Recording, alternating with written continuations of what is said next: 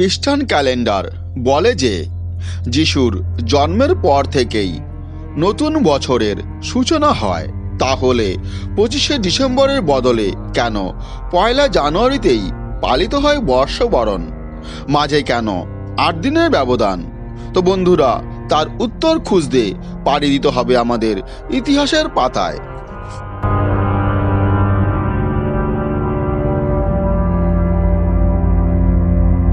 খ্রিস্টের জন্মের প্রায় 2000-এরও বেশি বছর আগে বিশ্বের অনেকটা অংশেই প্রচলিত ছিল ব্যাবিলনীয় ক্যালেন্ডার। 10 মাসের এই ক্যালেন্ডারে নতুন বছর হতো মার্চ মাস নাগাদ। বসন্তে প্রকৃতি যখন নতুন জীবন শক্তি পেয়ে উজ্জ্বল হয়ে উঠেছে, সেই সময় বর্ষবরণ করতেন সাধারণ মানুষ। কিন্তু রোমান সাম্রাজ্যের প্রথম দিকে পাল্টে যায় এই ক্যালেন্ডার।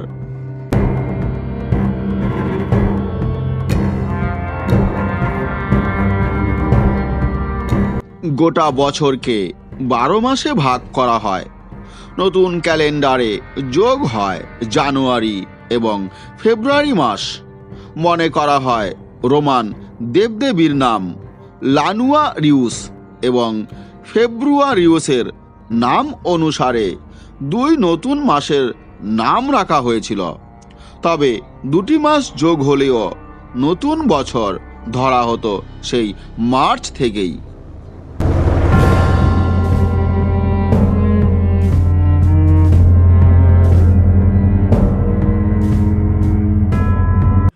জানুয়ারি মাস থেকে নতুন বছর ধরা শুরু হয় রোমান সম্রাট জুলিয়াস সিজারের সময়কাল থেকে।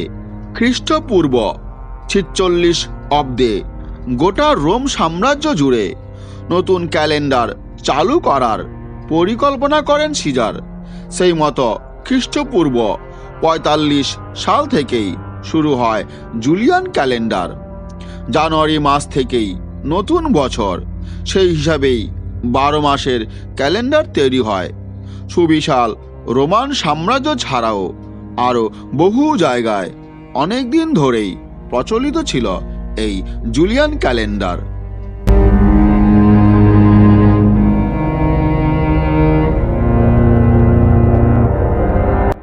আর সেখানেই প্রশ্ন ওঠে, যিশুর জন্মের বর্ষপূর্তি উপলক্ষে যদি নতুন বছর পালিত হয়, তাহলে তার জন্মদিনেই বর্ষবরণ নয় কেন?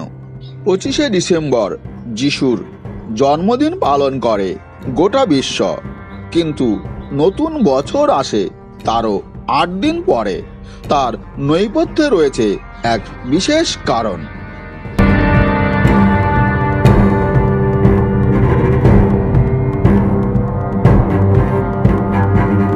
প্রাচীন ইহুদি সমাজে নিয়ম ছিল যে কোনো পুত্র সন্তান জন্মালে তার ত্বক ছেদ করতে হয়, আর সেটা করতে হবে জন্মের ঠিক 8 দিনের মাথায়। ত্বক ছেদের পরেই ওই পুত্র সন্তানের নাম রাখা হবে আনুষ্ঠানিকভাবে। সেই একই নিয়ম পালন করা হয়েছিল যিশুর ক্ষেত্রেও। জন্মের 8 দিন পর মন্দিরে নিয়ে গিয়ে ত্বক ছেদ করে তার নাম রাখা হয় যিশু খ্রিস্ট। আর সেদিন থেকেই খ্রিস্টাব্দের সূচনা।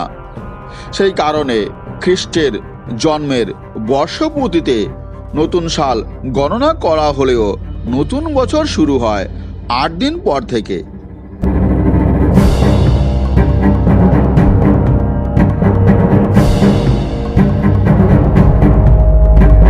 তবে এখানেও রয়েছে বেশ কিছু মজার বিষয়। দীর্ঘদিন ধরে প্রচলিত জুলিয়ান ক্যালেন্ডার অনুযায়ী নতুন বছর আরও খানিকটা পিছিয়ে শুরু হয়। জুলিয়ান ক্যালেন্ডারের নববর্ষ পালিত হয় বর্তমান ক্যালেন্ডারের 14 জানুয়ারিতে। ফলে সমস্যা দেখা দিত দিনক্ষণ নির্ধারণে। জুলিয়ান ক্যালেন্ডারে লিপ ইয়ারের কোনো নির্দিষ্ট সময় ছিল না। এই সমস্যার সমাধান করতে 1582 খ্রিস্টাব্দে নতুন ক্যালেন্ডার শুরু করেন পোপ ত্রয়োদশ গ্রেগরি।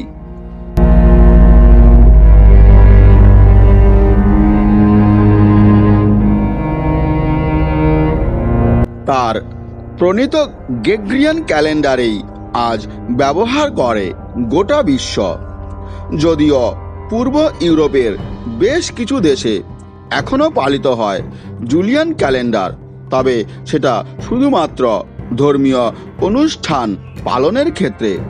তাই রাশিয়া, ইউক্রেনের মতো দেশগুলো বড়দিন পালন করে 6ই জানুয়ারিতে, আর 14ই জানুয়ারিতে নতুন বছর পালন করে ওই দেশগুলো।